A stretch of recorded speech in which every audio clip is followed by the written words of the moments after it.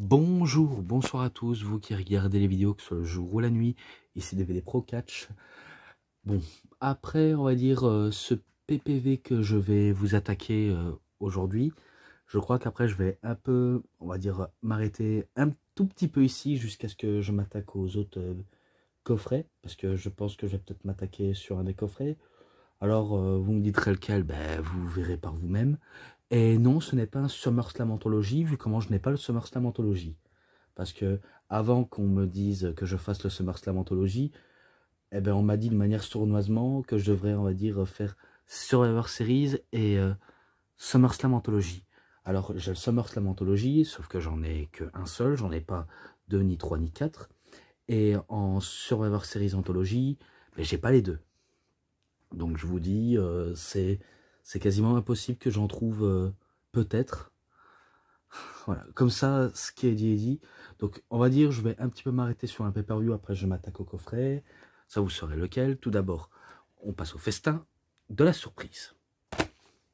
Donc, oui, le pay-per-view King of the Ring. Donc, ce sera, on va dire, en attendant ce dernier que je vais m'attaquer. Et après ça, que les coffrets et pas mal de reviews qui arriveront. Donc, ne vous inquiétez pas. Ou alors, vous n'avez pas à vous en faire, tout simplement. Voilà, je vous avertis. L'image, pas mal. Vraiment pas mal. Ouais, bien sûr, avec Lesnar derrière et avec les résultats du match. Ou le résumé. Et bien sûr, il est en anglais, comme la plupart des DVD le sont. Alors, qu'est-ce qui est marqué? Avec la punchline de la WWE avec Monsieur McMahon qui prend le micro. Watch you for all the latest World Wrestling Entertainment videos and DVDs available in all good video store now. Ah ben merci pour cette mini punchline. Tout d'abord, je vais me concentrer sur les bonus parce qu'il y a des bonus. Bon, King of the Ring Audition, donc les auditions du King of the Ring, c'est plutôt des jobbers à mon avis qui veulent tester de manière illégale, et on sait bien que ce que font la WWE, c'est pas non plus très très sérieux. Par exemple, moi je me rappelle dans cette audition, on avait un travesti, on a un prince de l'Égypte, on a même un sosie de Michael Jackson, donc le roi de la pop, ou encore un boomer et un roi de la jungle qui est un lion, donc le roi lion, on va dire ça comme ça, et pas mal, on va dire, de personnes qui ont été invitées à l'audition. Donc on voit là, auditions, The Lions, Tongai, The Queen of the Ring, donc c'est par rapport à un travesti, King Tool, donc c'est par rapport au Roi Lion, Behind the Scene, donc ça ce sont les scènes où ils nous ont montré pour le casting. Donc pour le casting, on sait bien qu'il y a un ring avec les trois juges que sont Jerry Lawler, Al Snow et peut-être Hockey Talkman. Je pense que c'est eux. En tout cas, ce que j'ai vu, c'était bien eux. Attendez. Pardonnez-moi.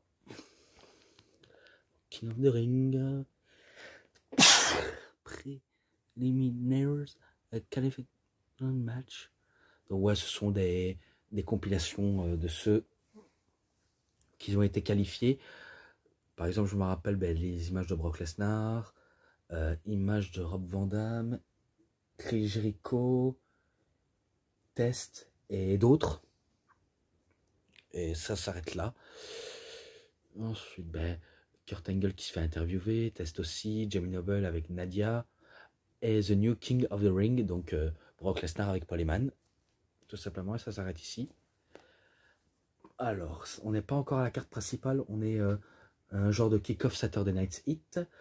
Les Hardy Boys, pas besoin de vous les présenter, contre Raven et Steven Richards. Match pas mal, mais très court, vu comment les mecs n'ont pas du tout le temps. C'est plutôt les mecs à la WWE, mais sinon pas les mecs qui catchent. Donc ce n'est pas du tout eux. Et malgré qu'ils ont voulu aller un peu plus vite pour éviter que ça soit très très long, Eh ben, c'est la victoire des Hardy Boys contre Raven et Steven Richards. 3,20 ce match-là.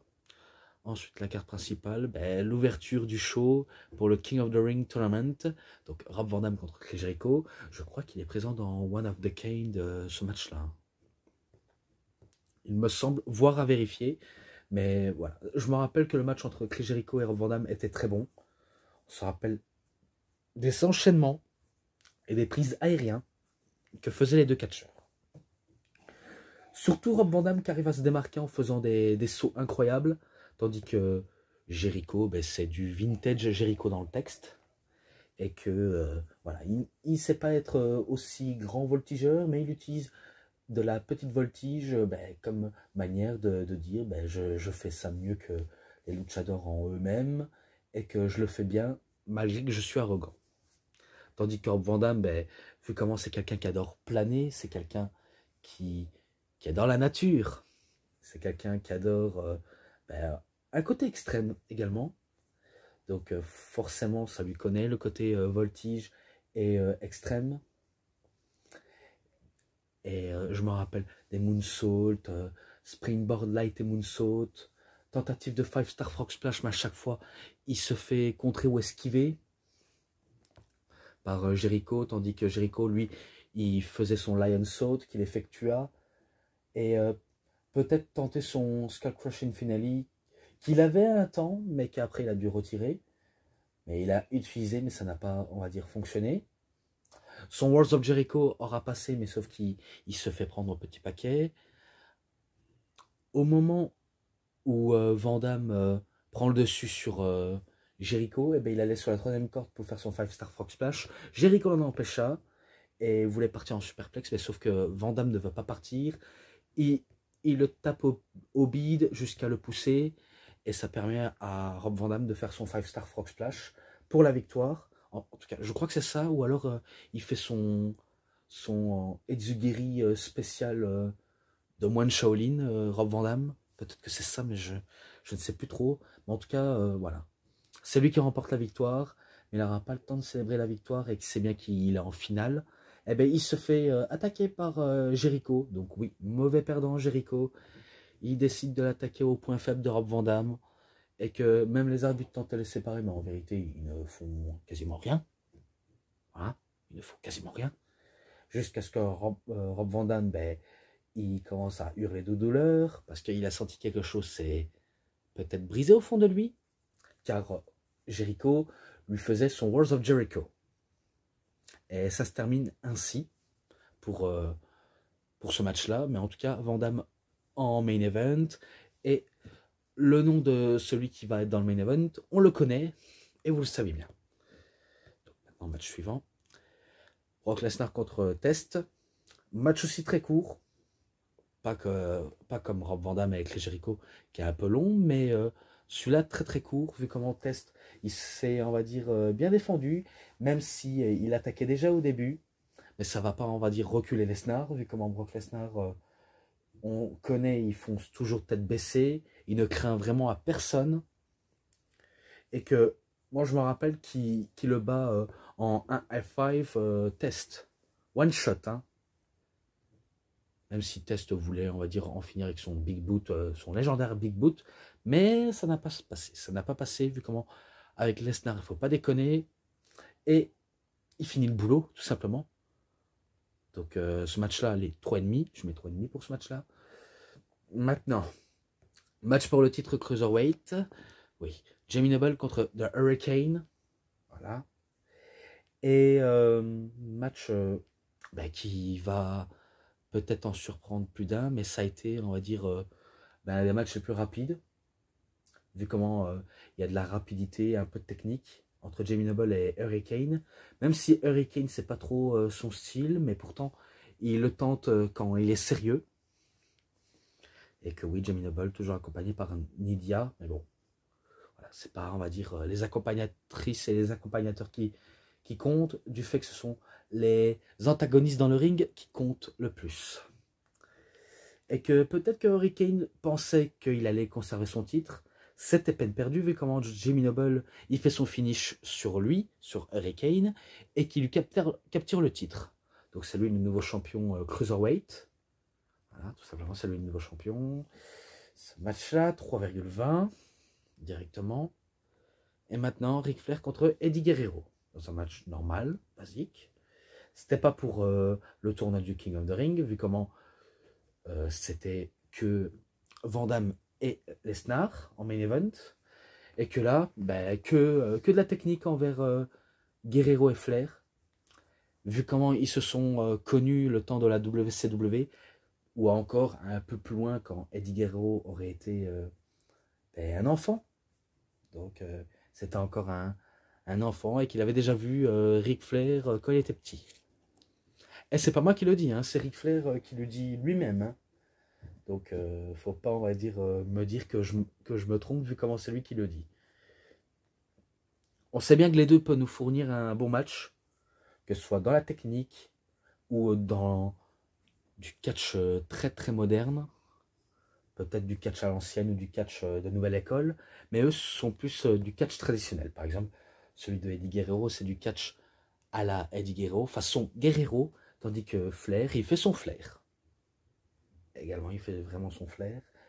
Et il aura beaucoup fait le fier. Jusqu'à ce que, je me rappelle, il y avait une intervention de Chris Benoit. Lorsque l'arbitre n'avait pas vu l'intervention, eh ben, Benoit il fait un creeper crossface sur Ric Flair. Donc oui, son ancien mentor le temps des Horsemen à la WCW. Donc c'est comme ça comment il le remercie. En disant merci, mais je t'étrangle avec mon creeper crossface. Donc on pensait qu'il aurait la victoire en main, mais sauf que ça a duré un petit long minute. Bah, après aussi, Guerrero voulait encore s'amuser avec Flair. Donc il voulait en finir, mais sauf que Ric Flair, voilà, faut pas trop l'enterrer, il faut pas l'enterrer si facilement parce que ce serait quasiment impossible de chez impossible. Va commencer, on va dire, à surprendre Eddie Guerrero. Je crois qu'il essaie de faire un finish ou un finish. Non, qu'est-ce que je raconte? Il n'y a pas de finish. Vu comment la figure 4 ne passe pas. La figure 4 ne passe pas. Je crois que lorsque Eddie Guerrero voulait monter sur la troisième corde pour faire son frog splash, il se fait esquiver et il se fait prendre un petit paquet par Ric Flair pour l'avoir par surprise.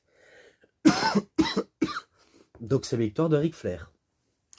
Je pense que c'est ça. En tout cas, pourtant, comme je l'ai dit, quand je regarde un truc, j'essaye de me rappeler un maximum. Hein. Ah bon, j'essaie du mieux que je peux, mais en tout cas, je sais que c'est victoire de Ric Flair. Donc, voilà, sans enjeu, mais un excellent match. Je le mets 3,40 directement, ce match-là. Donc, c'est validé. Ensuite, match pour le titre féminin de la WWE. Molly Holly contre Trish Stratus. Donc, Trish Stratus était la championne. Et il est marqué là. Donc, c'est du catch féminin normal, tout simplement. Et que on peut s'attendre au meilleur. Vraiment, on peut s'attendre vraiment au meilleur, vu comment il est loin d'être très terrible, même si, on va pas se cacher, la division féminin, c'était plus le côté exposé, ou le côté sexiste, ou le côté, je sais pas moi, ça partait en welpé, donc en welpé à poil. Donc c'est vrai que c'était pas non plus très bien vu. Mais bon, comme quoi, maintenant, heureusement que tout a évolué, même si ils ont un petit côté diva, même les filles d'aujourd'hui. Mais il faut dire, on aime quand même cette période-ci que, voilà, que l'époque où on allait voir un show de catch, plus pour le côté technique. Et ben non, c'était pas pour le côté technique, c'était pour le côté divertissant et le côté exposé. Et là, c'est différent. Ils essaient de nous fournir un bon catch féminin. Donc, ils peuvent. Hein, ils ont vraiment tout tenté. Et que Trish Stratus pensait pouvoir la battre soit avec son check kick sur Molly Holly. Sauf que Molly Holly esquive le check kick. Ou encore, elle veut tenter sa Stratus Faction, mais se fait contrer. Et elle passe pas du tout, Molly Holly, sur la Stratus Faction. Vu comment c'est... Molly Holly qui arrive à surprendre avec sa prise finish. Je ne sais plus laquelle, mais je ne sais plus non plus comment elle s'appelle. Mais en tout cas, elle bat directement Trish Stratus pour devenir championne féminin. Voilà quoi. Donc elle devient championne. 3,20, ça ne changera pas du tout envers les femmes. Et maintenant, ça peut être du très très sérieux. Oui, ça peut être du très très sérieux. Kurt Angle contre The Hollywood Hulk Hogan. Donc oui, vu comment j'avais un petit peu critiqué la manière d'Hogan, mais voilà, cette fois-ci, il était, on va dire, dans son bon élément, côté, on va dire, plus honnête dans sa manière de catcher, vu comment c'est un super face, même si on va pas se cacher, même si il a un petit peu honte et un peu marre de jouer le rôle de gentil, alors que pourtant on le voit comme un héros, donc il faut le voir comme le héros du peuple. Tandis que Kurt Angle, lui, il s'en était pas remis du rasage de cheveux, mais vraiment, vraiment pas remis. Donc il assume pas encore sa calvitie, et qui catch toujours avec la perruque et le casque pour éviter d'avoir des oreilles en chou-fleur, voilà. Donc il catch avec ça parce qu'il voulait pas montrer son magnifique crâne chauve. Bon. Heureusement que bien quelques jours plus tard, il laissera tomber la perruque. Hein. Il laissera vraiment tout tomber. Et que je me rappelle que le Hogan, il humilie Kurt Angle en permanence pour lui enlever la perruque. Kurt Angle n'apprécie pas. Il veut pas qu'on lui enlève la perruque parce que voilà, il est très vénère. Il faut pas lui enlever la perruque. C'est une très très très mauvaise idée. Et qu'il faut pas trop le chercher. Parce que si on le cherche, on le trouve. Donc pour Kurt Angle, ça va directement à la technique de la lutte gréco-romaine. Tandis que Hogan, ben, lui, c'est plus du côté puissance et bagarre. Et le côté showman. Donc ça fait 3 combinaisons en même temps. Même si Kurt Angle aussi il est divertissant dans la manière de catcher. Il peut être très drôle. Il peut être très détestable. Il peut être aimé. Mais sinon, voilà, on a affaire quand même à des catcheurs qui peuvent potentiellement surprendre le monde. Vu comment la popularité d'Hogan a le dessus sur Kurt Angle, que Kurt Angle, lui, il n'est pas très populaire, mais par contre, il est toujours accompagné par des You Suck, donc des tu crains, t'es nul. Bon, ça, on connaît la chanson. Certains pensaient que ce serait une victoire de Hulk Hogan d'avance. Et moi aussi, je pensais que ce serait victoire d'avance sur Hulk Hogan. C'est ce que je pensais, jusqu'à ce que Kurt Angle fait son Angle Slam, il laisse tomber les bretelles et il commence à faire un Ankle Lock sur Hollywood Hogan.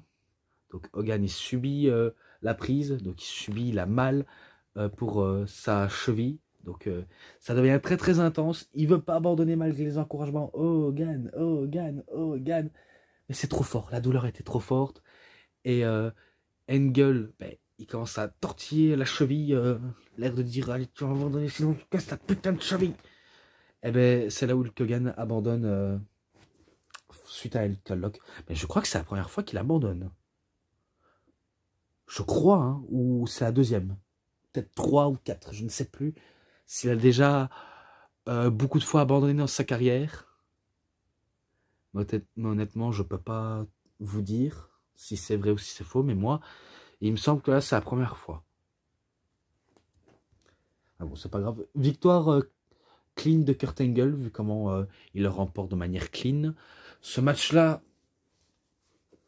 3,50. Je mets 3,50 d'office. Et maintenant, oui. Et maintenant, que vais-je dire? C'est le tournoi du King of the Ring. Oui, donc je le dis en chantant. Ouais, pour et maintenant. Et pas en chantant à la Michel Sardou. Hein. Même si j'ai des références musicales assez connues pour ceux qui le reconnaissent. Voilà. Donc, la finale du King of the Ring.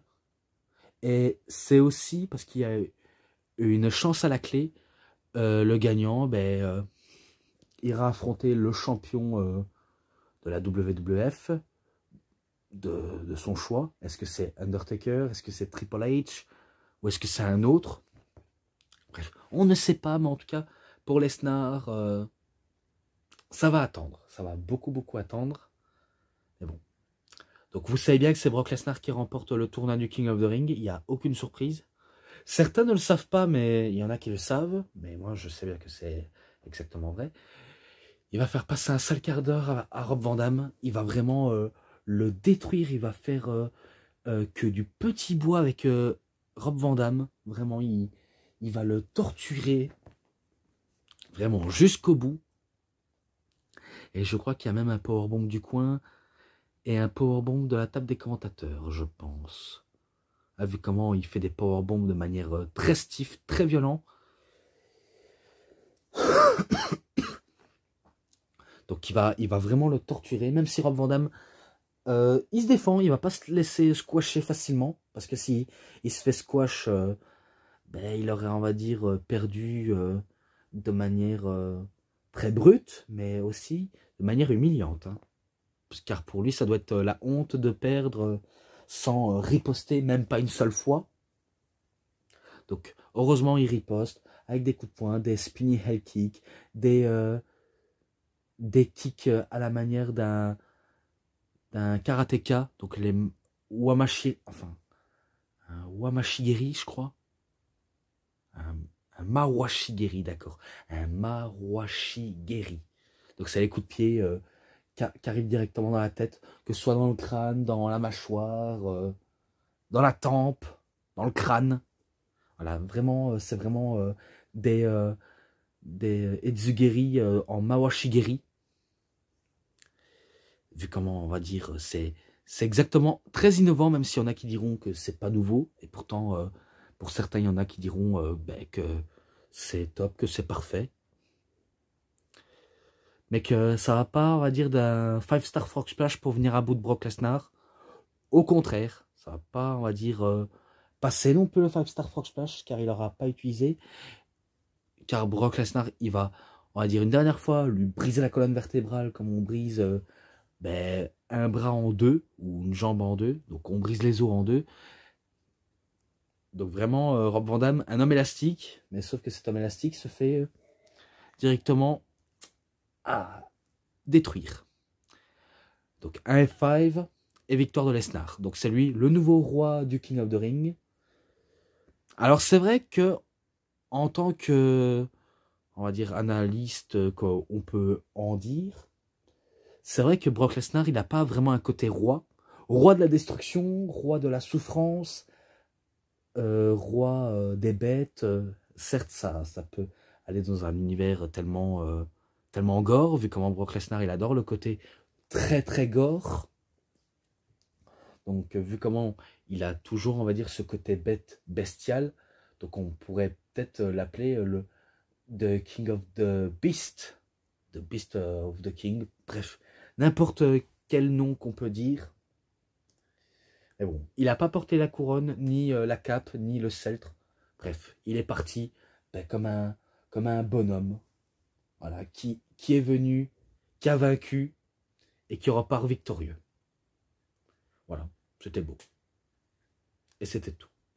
Ce match-là en description, parce qu'il me semble que je l'ai déjà noté dans le coffret de Here Comes the Pain. Celui-là aussi, voire à vérifier. Et maintenant, le main event du King of the Ring. Undertaker contre Triple H pour le titre indisputé de la WWE. Donc voilà, on arrive au main event. Main event, pas mal. Vraiment pas mal. Vu comment Triple H avait perdu le titre WWE face à Hulk Hogan, qui voulait le battre, parce que ça je vous avais déjà raconté dans le coffret de Hogan. C'est vrai que, allez, je pense que Hulk Hogan ne devait même pas le battre si facilement Triple H, car c'est une seule chose qui m'a un peu dérangé. Il aurait pu le battre autrement que, on va dire, le battre sans être objectivement parlant, attendre qu'il profite de son règne, parce qu'il faut le dire, le règne de Triple H n'a pas été un succès, comme le règne d'Hogan, il n'a pas été un succès, c'était juste pour gagner le titre, et basta. Tandis que l'Undertaker, ben, son règne, il peut encore aller, même s'il n'est pas très très long.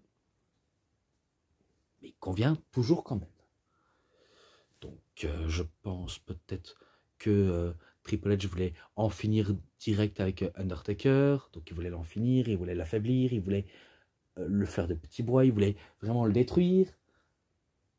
Et Triple H serait pareil. De toute façon, on a deux hommes qui s'intéressent et qui connaissent que la destruction. Donc voilà, entre esprit malsain, on se comprend. Undertaker est malsain, Triple H est malsain. La plupart du monde dans le catch sont tous malsains. Eh oui. Je crois qu'il y a eu intervention de Kurt Angle ou intervention de Hulk Hogan, je pense. Ou peut-être peut-être du Rock, mais je ne sais pas. Mais en tout cas, on voit le Rock. On voit le Rock là, mais il n'apparaît pas dans les programmes. Donc peut-être que voilà, peut-être qu'il arrive pour entre autres gêner le match. Mais sauf qu'à la fin, c'est Undertaker qui vient à bout de Triple H avec le Last Ride Powerbomb et qu'il remporte la victoire. Après, ben, je crois, ben, c'est là où le Rock arrive. Il commence à allumer Undertaker. Il commence à allumer même Triple H. Donc il commence à allumer, mais sauf que Triple H le calme, je crois. Je crois qu'il était présent. Mais en tout cas, à ce que j'ai vu, hein, si on va dire je me suis trompé, ben, je vous glisserai ben, le mot d'excuse. Voilà, je vous garantis, je pourrais peut-être vous glisser un mot d'excuse parce que je l'ai vu hier, mais putain, pourquoi j'ai pas, on va dire, à peu près la moitié de tout retenu? Car il y en a que j'ai retenu, mais il y en a très très très vagues. Mais bon. Donc Triple H le calme, mais sauf que c'est l'Undertaker qui le calme avec un chokeslam. Voilà, donc il repart victorieux, toujours champion, Undertaker, et ça s'arrête ici. Ce match-là, 3,70, je mets 3,70 d'office, et j'en ai fini avec cette review. Donc voilà, c'était tout pour King of the Ring 2002. Peut-être que j'irai voir le main event pour voir si j'ai raison ou non. Donc voilà, donc vous serez, on va dire, au moins averti. Si jamais on m'avertit pour ça, ben, c'est moi plutôt qui devrais vous avertir. Donc pour ce qui est des matchs, les bonus, les interviews, les sainements, les promos et l'ensemble, ouais, bah, 4,40. Je mets 4,40. C'est pas, on va dire, l'un des plus mauvais, même s'il y en a qui diront que c'est, on va dire, un des surcotés. Pourtant, j'ai apprécié quelques matchs. Et c'est pas pour me faire mon vantard, c'est exactement vrai. J'ai apprécié le match, tout simplement. Voilà. Donc c'est tout pour cette review, c'était DVD Pro Catch. J'espère que cette review vous aura vraiment, vraiment bien plu. Donc bien sûr, si vous avez aimé cette vidéo, vous savez ce qu'il vous reste à faire. Likez la vidéo, commentez, partagez, abonnez-vous à ma chaîne, cliquez sur la petite cloche pour avoir plus de notifications des prochaines vidéos. Et moi je vous dis bonne journée, bonne soirée à tous. Au revoir. Vidéo. À plus à tous les fans de catch. Allez, bye.